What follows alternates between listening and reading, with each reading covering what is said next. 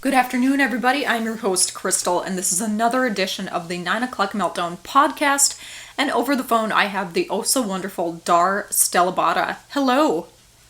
Hey, And now, Dar, last time we talked, it was quite a while ago. You had just released an EP. You had started an Etsy shop.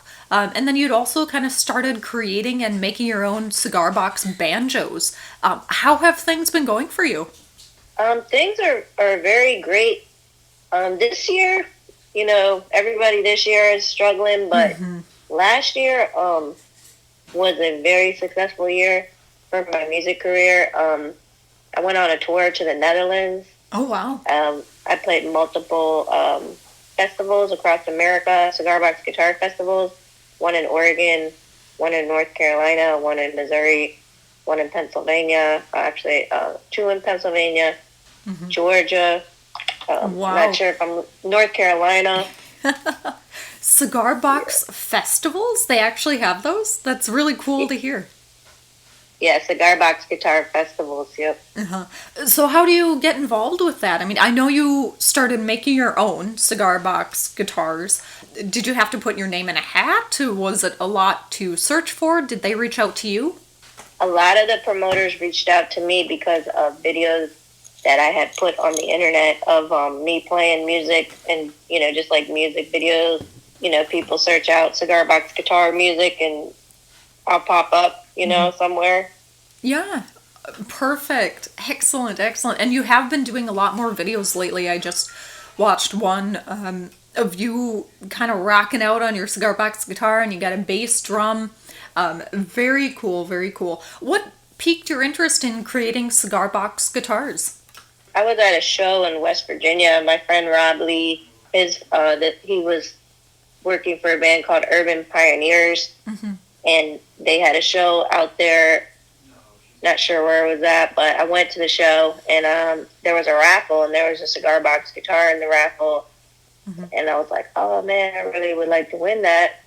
So I bought some tickets, and I didn't win it, but later that year, January 2017, I had some free time in the winter, so I YouTubed how to build a cigar box guitar, and then I built my first cigar box guitar, and from there I kind of fell in love with the sound. So that's how it all started. January 2017.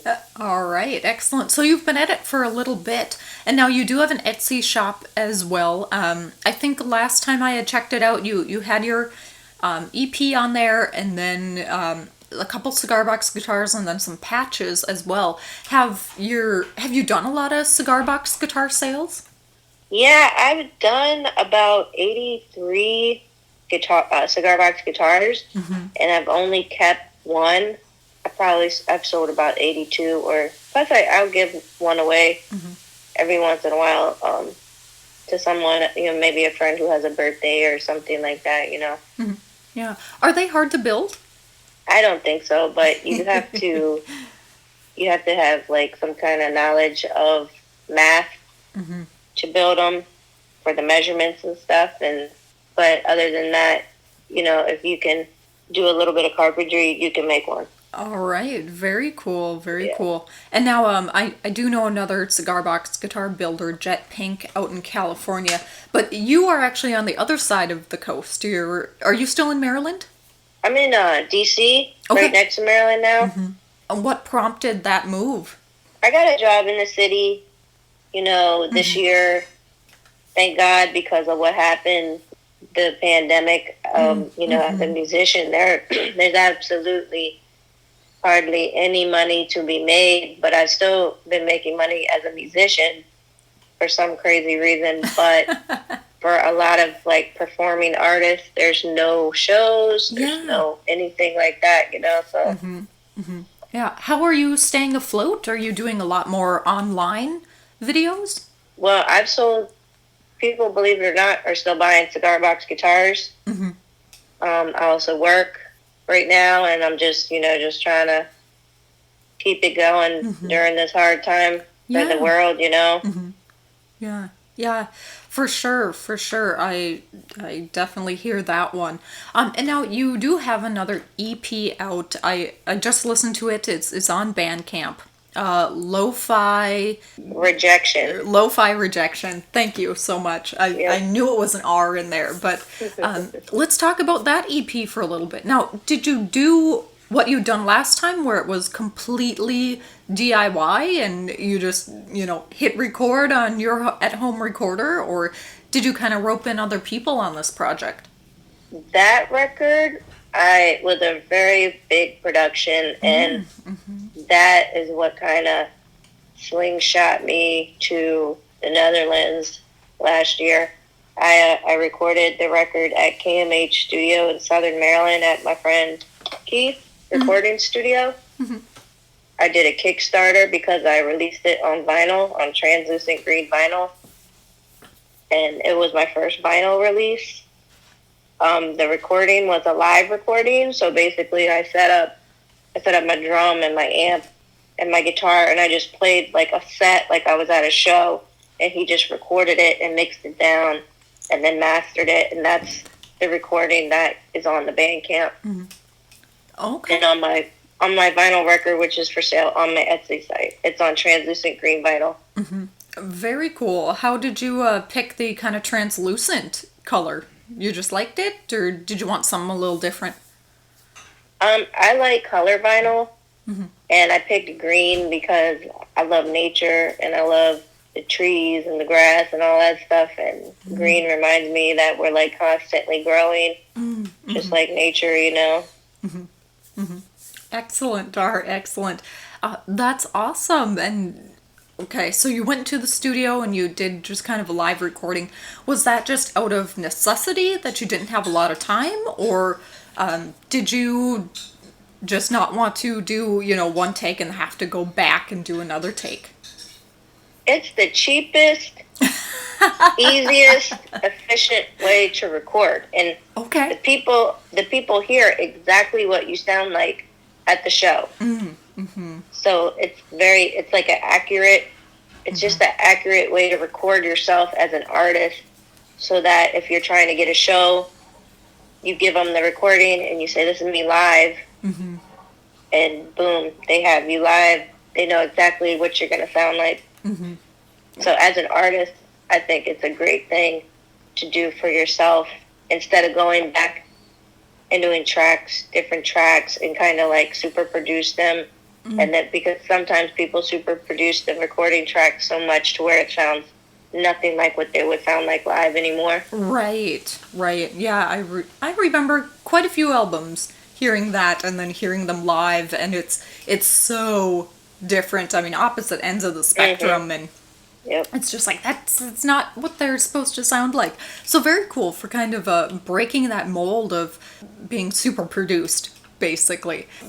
Yes, very awesome, very awesome. How has the reaction been to Lo-Fi? Has it been pretty well received? Yeah, it's the best.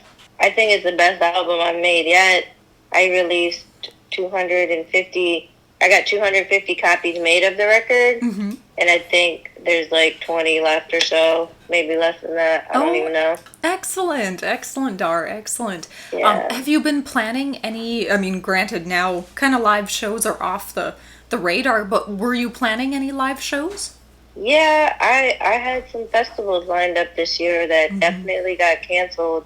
I just played a virtual festival yesterday for the first time. I played the Ozark Cigar-Box Guitar Festival, which is a festival based in Warsaw, Missouri, that I played last year. They did a virtual festival yesterday. And you can see the live performance of that on my Facebook page. Okay. I'm supposed to play a festival down in Georgia Yeah. in September. So, and that is still going on. It's going to be an outside festival. So hopefully, that will stay planned and actually happen, Yeah. Social distancing, right? Yeah. Exactly. Yeah, wonderful, Dar, wonderful. Let's talk about your time in the Netherlands. That's so cool that you got to kind of jump the pond and play somewhere else. How was that experience for you? It was awesome. It's probably like one of the most awesome things I've ever done in my life.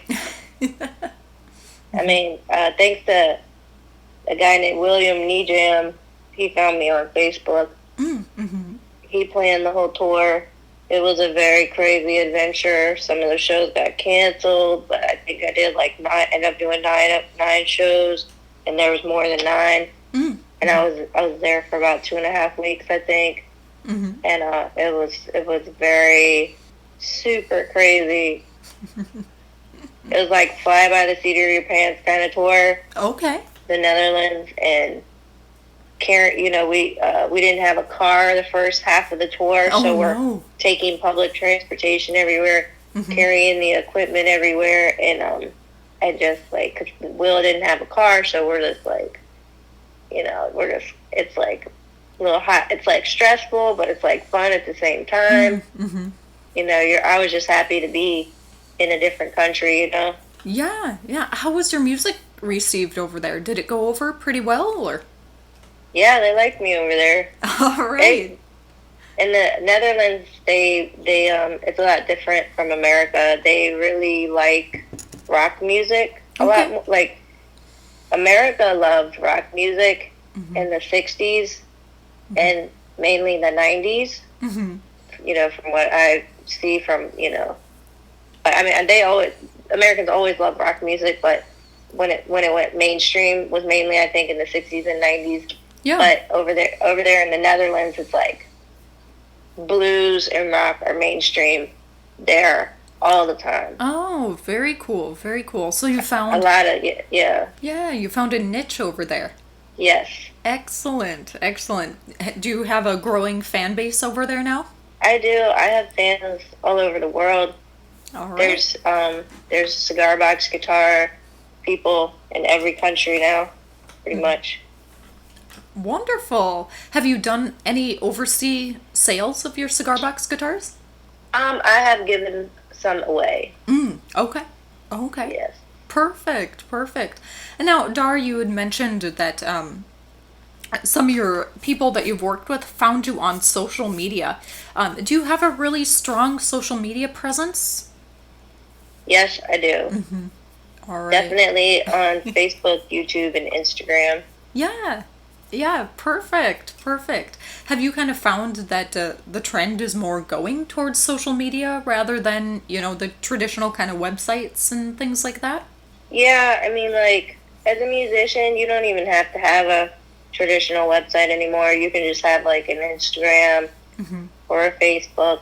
But the good thing about the website is it ties it all together in a professional manner that is presentable and it shows music business people that that you're organized and you invest in yourself, and it gives them promotional materials like without having to search through all your photos and things like that. Oh, right. And videos, links, all that stuff. Yeah, perfect. And now, Dar, you do all of that yourself, your social media, your website, your music videos, and even in some ways now, your music, too. Yes. I do. Yeah, is that just kind of out of necessity, or is that just kind of wanting to have some control over what your image and things like that? It's mainly just, I mean, like, artists have to have money to pay people to do that stuff for them. I never had a lot of money to do that.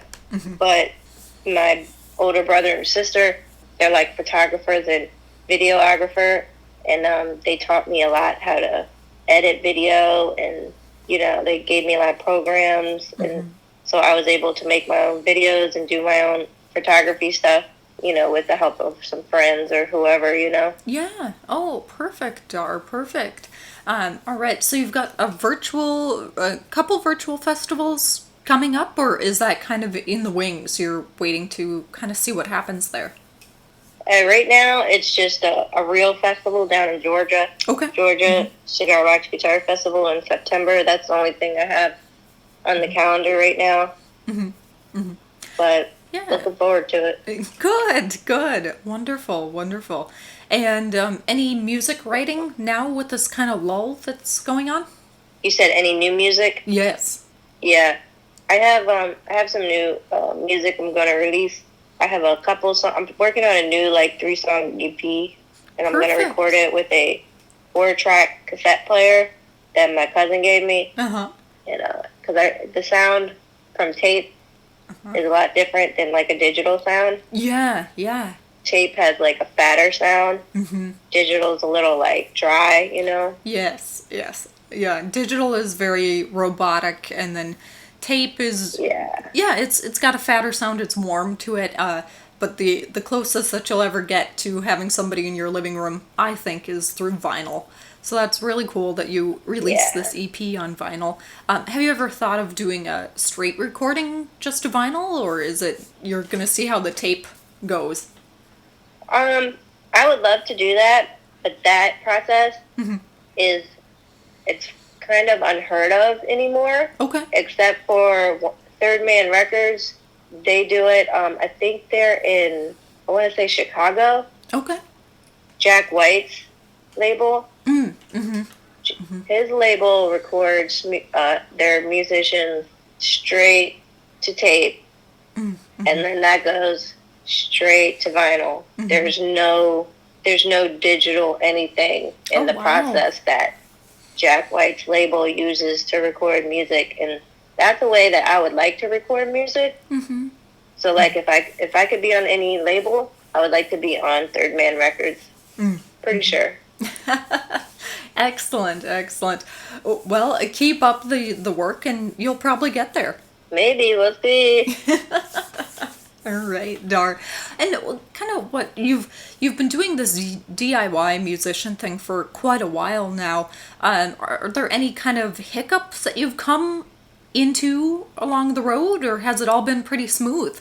Yeah, I mean, there's like hiccups when if you're a musician and you're planning. You know, if someone's trying to book you for a show or something, if you don't have any money, make sure there's a guarantee. You know, just I mean, I've never had a problem, you know, with that or anything, but just like make sure you know your worth and charge enough for like gas at least and food.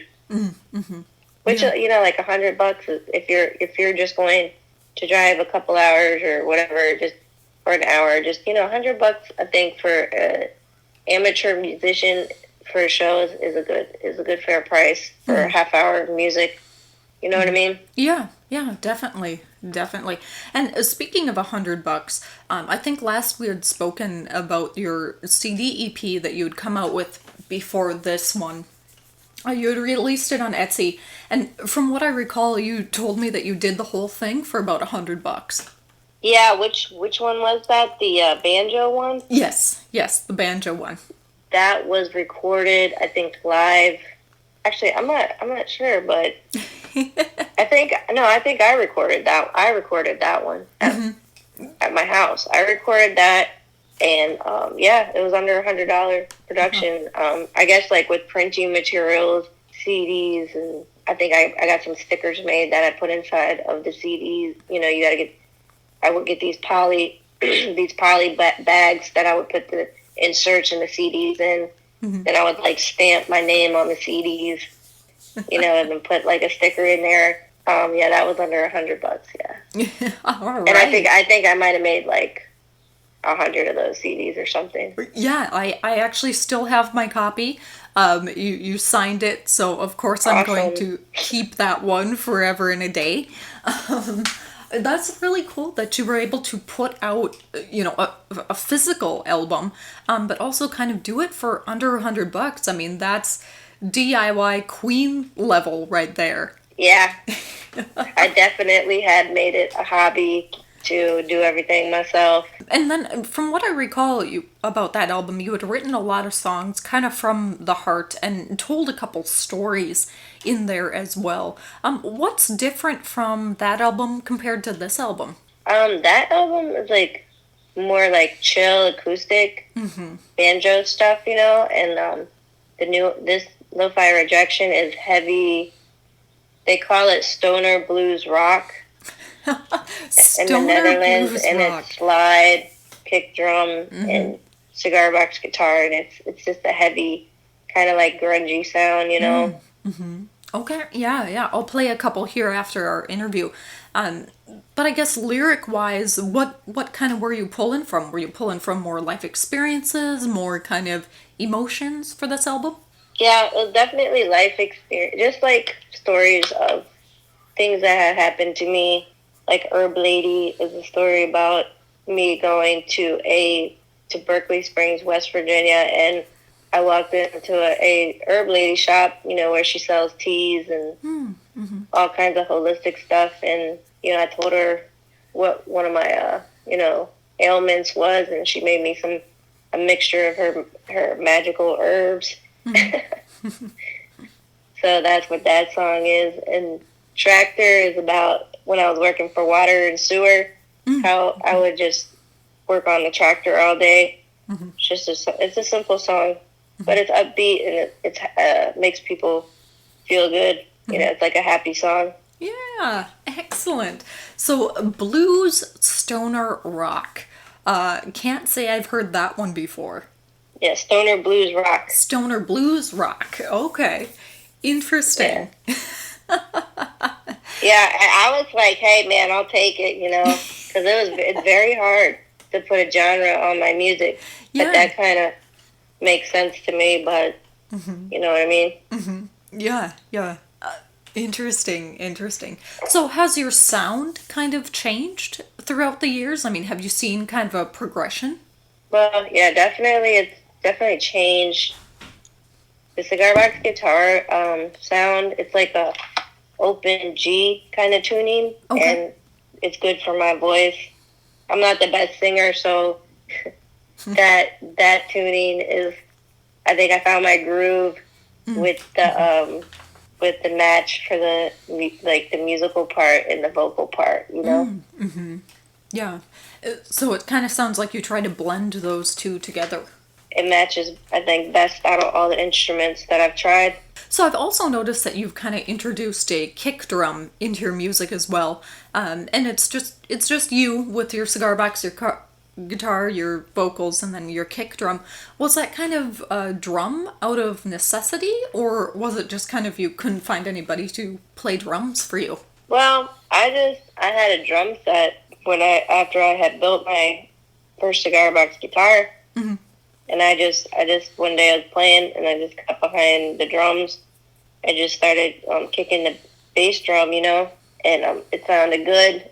It's just a simple beat can be so driving in a song. Sometimes all you need is just one little thing, extra thing to kind of drive a song just a little bit further. And for me, doing things solo is best because you go so much further by yourself than when you're with a band, because in bands, everyone has their different lives, different jobs, obligations and things. And so I did the one-man band thing, and it went far, and it's still going. Excellent, Dar. Excellent. Wonderful, wonderful. Do you have kind of a set time when you want to release your new EP, or are you still kind of hatching it out and working on it? Hopefully this winter. Trying to think this winter, Okay. Perfect, perfect. And how is your Etsy shop going? I mean, if somebody's interested in kind of seeing what you've got going on or purchasing a Cigar-Box guitar, what's your Etsy shop name? It's just called Dar Stellabata Shop. I don't have any Cigar-Box guitars for sale now, but they sell fairly fast after I make one. Yeah. But if people follow me on social media, they'll know when there's one made and ready for sale. On my Etsy shop, I have the record for sale, and I have the most popular patch that I sell. It's called the Warrior Back Patch. And I've got about almost, I think, 600 sales on my Etsy site so far, with all selling different things and that I've made and things like that. But yeah, so if you're interested in a cigar box guitar, just follow me on social media. Have you done any custom work? Have you ever had somebody ask you for custom build? Oh yeah, I get custom orders. I make Grateful Dead cigar box guitars. I made a Grateful Dead cigar box bass. Mainly geared towards the Dead scene is the custom stuff. I like the Grateful Dead, so I don't mind. There you go. Perfect. Perfect. Wonderful, Dar. Wonderful. If somebody's interested in kind of checking out your music or checking out what you've got, your website is just darstellabotta.com, correct? Correct. All right. Perfect, Dar. Perfect. Well, Dar, thank you so much for taking time out of your day to talk with me and share your experiences, kind of share your music with us. And good luck with the festival in September and your new EP. All right. Thank you so much for having me on the show. I appreciate it. Yes, of course. Talk to you soon. Okay. Bye. Bye-bye. Get to work, ain't nothing to do. Jump on my John Deere 3032. Headed to them woods, just having some fun. 102.9 country on. Drive my tractor through the field, pulling my bush hog, get spinning wheels, driving along, just got some hay, trying to make some money to get out of here one day. Before I go, I fill her up with diesel fuel, so I don't run out. Turn the key, raise the bucket, put her in first, and just rough it. Drive my tractor through the field, pulling my bush hog, get spinning wheels, driving along, just got some hay, trying to make some money to get out of here one day. Think it's time to head back in. The sun's going down and I'm getting tired again. My whole body is drenched in sweat. This'll be a day that I